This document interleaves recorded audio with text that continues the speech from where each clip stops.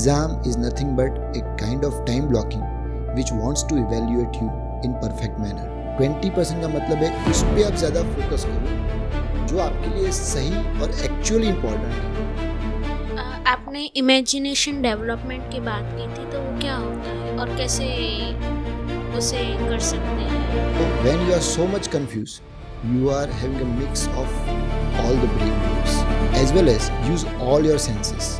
आपके पास 4 सेंसेस यहाँ पे ही है इतने एरिया में, उन सभी का इस्तेमाल करो। Sound, vision, okay, smelling and test.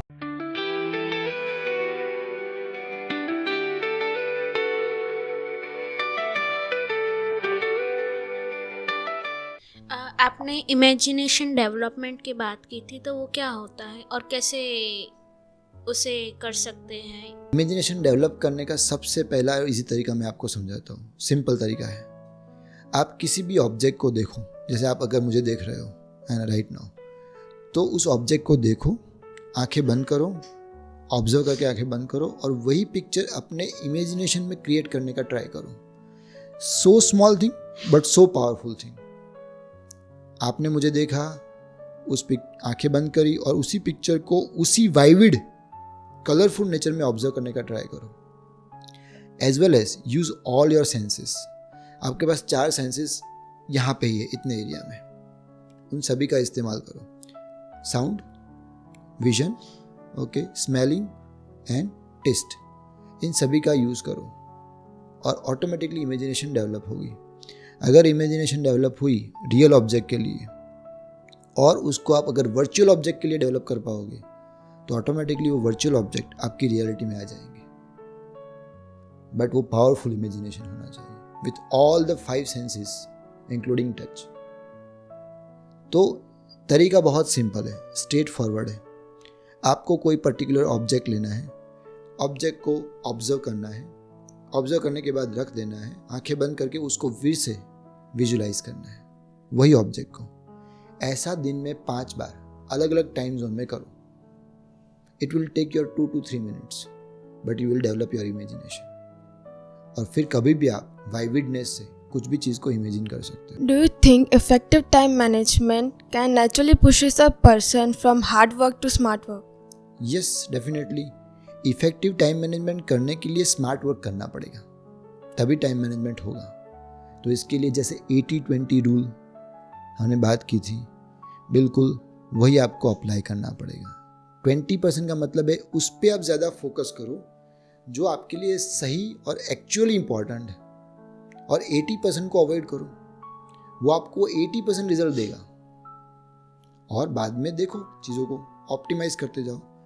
जो बचा 80% है आपके पास, उसमें भी फाइंड आउट करो कि 20% क्या है इम्पॉर्टेंट, और फिर बाकी के 80% को आप थोड़ा दूर करके उस पर वर्क करो। तो पहले एक्चुअल 20, देन जो बच गया उसके अंदर 20, फिर जो बच गया उसके अंदर 20। तो ये होता है smart work. Don't do anything haphazardly. आज ये करना है, कल वो करना है, ये टाइम मैनेजमेंट नहीं है। तो अगर आप इस तरीके से स्मार्ट वर्क करोगे, definitely you will improve in this particular part. Do you think smart work causes laziness? Okay. Question ये है कि स्मार्ट वर्क करने से लेजीनेस आएगा? ओके। स्मार्ट वर्क करने का पर्पस अगर फ्री होके एंजॉय करना है, ओके, तो लेजीनेस आएगा, है ना। स्मार्ट वर्क करने का पर्पस टाइम को बचाने के बाद उसका इफेक्टिव यूज़ करना है, तो लेजीनेस नहीं आएगा। अंडरस्टैंड दिस माइंडसेट कि आप स्मार्ट वर्क किसके लिए कर रहे हो, तो सिर्फ आराम करने के लिए। तो वो आपको स्मार्ट वर्क करने के बाद सिर्फ आराम ही करवाएगा, माने कि उस स्मार्ट वर्क का कोई फ़ायदा ही नहीं होगा। जो फ़ायदा आप लेना चाहते हो एक्चुअली स्मार्ट वर्क करने से, वो आपको टाइम मैनेजमेंट में मिलेगा ही नहीं ना, क्योंकि आपने स्मार्ट वर्क तो कर लिया, उसके बाद आप सो गए, है ना। स्मार्ट वर्क करने के बाद जो टाइम बचा उसको आपने इफेक्टिवली कैसे यूटिलाइज किया ताकि आप अपनी स्किल्स को बढ़ा पाओ, तो कभी भी वो लेजीनेस क्रिएट नहीं करेगा। पर्पस क्या है स्मार्ट वर्क करने का, वो जानना है। जैसे कि मुझे शॉर्टकट लेके किसी पर्टिकुलर सेंटर पे पहुंचना है और वहाँ पे जाके सिर्फ बैठे रहना है, तो कोई फ़ायदा नहीं है। बट वहाँ पे जाके मुझे वो जो टाइम बच गया उसका इफेक्टिवली दूसरी जगह पे यूज़ करना है, तो वो आपको लेजीनेस नहीं देगा। आपने बोला था अल्फ़ा एंड बीटा वेव्स हमारे माइंड के लिए बहुत इम्पोर्टेंट होती हैं, तो वो क्या है? Alpha waves, beta waves, gamma waves, ये ऊपर के 3 लेवल्स हैं। वो ब्रेन की फ्रीक्वेंसीज है। Whenever you are thinking something, you are thinking in particular frequency. कभी कभी ये सारे वेव्स इतने मिक्स होते हैं कि उनकी क्लैरिटी नहीं होती है।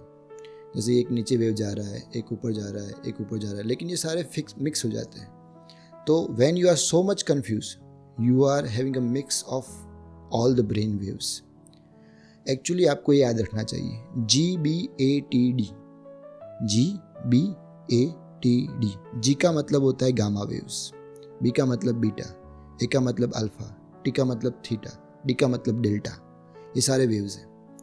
सबसे कम वेव्स माने कि सबसे एकदम शांत जो है वो है नीचे वाले डी डेल्टा वेव्स, और सबसे कॉन्शियस ब्रेन वेव्स है, उसको बोलते हैं हम आपका गामा लेवल।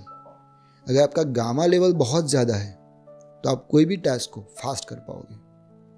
और आपका सजेस्टिबल स्टेट है, अल्फा से स्टार्ट होता है, alpha then theta and then delta. तो सजेस्टिबल स्टेट में जाओगे तो आप अपनी हैबिट्स को चेंज कर पाओगे।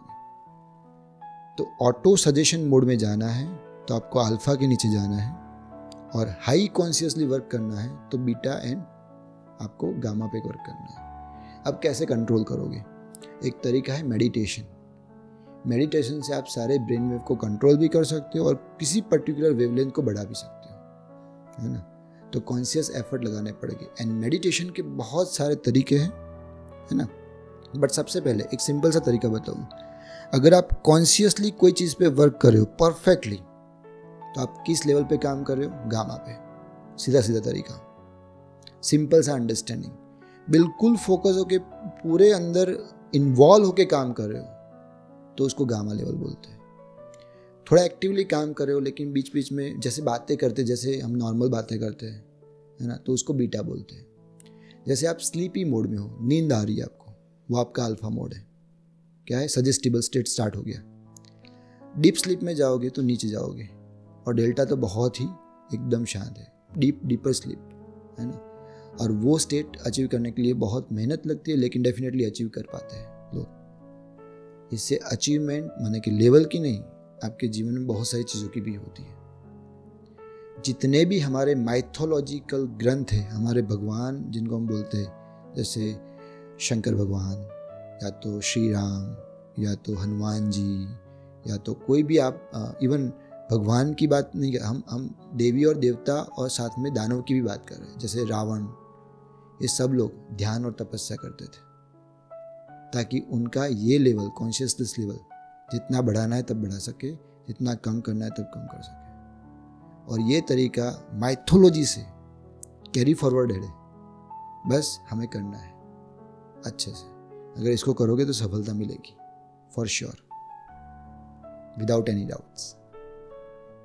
एग्ज़ाम्स में जब हम नॉर्मली क्वेश्चन सॉल्व करते हैं प्रैक्टिस में तो वो हम कर पाते हैं, पर जब एग्ज़ाम्स आती है तो उसमें हमें अलग टेंशन और टाइम की कमी होने के बावजूद फिर हमारा एग्ज़ाम फिर अच्छी नहीं जाती है, तो उसके लिए क्या करें? जब आप कोई एग्जामिनेशन मोड में हो तो डेफिनेटली वहाँ पे एक टाइम ब्लॉक ऑलरेडी लगा हुआ है, 3 घंटे आपको फिनिश करना ही करना है। लेकिन अगर आपने वही ट्रेनिंग नहीं ली है, इसका मतलब है कि आपने उस जोन में कभी गए नहीं हो टाइम ब्लॉकिंग के, तो आपको वहाँ पे वो टाइम ब्लॉकिंग समझ में नहीं आएगा। Exam is nothing but a kind of time blocking which wants to evaluate you in perfect manner. वो 3 घंटे दे के बोल रहे कि इतना कंप्लीट करो।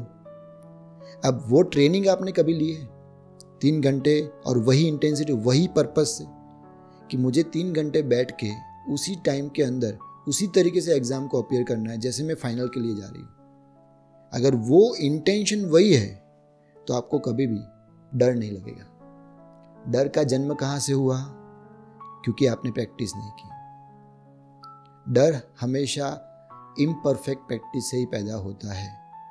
कुछ डर लॉजिकल होते हैं, कुछ डर इलॉजिकल होते हैं, और कुछ डर हमने खुद से अपने आप में बनाए होते हैं, सराउंडिंग कंडीशंस।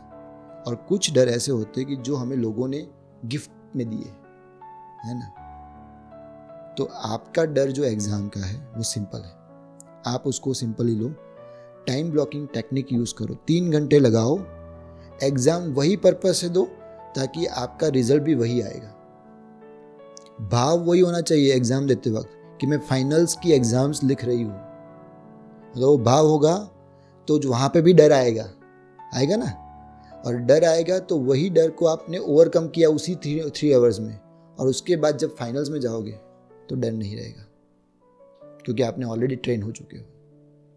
ये होगा आपका आंसर।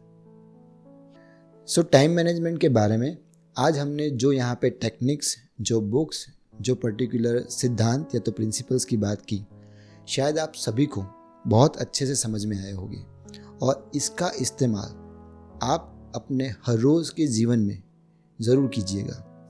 और इस पर्टिकुलर पॉडकास्ट का एक ही मात्र उद्देश्य है कि आपको बेहतर माइंडसेट कैसे डेवलप करवाया जाए।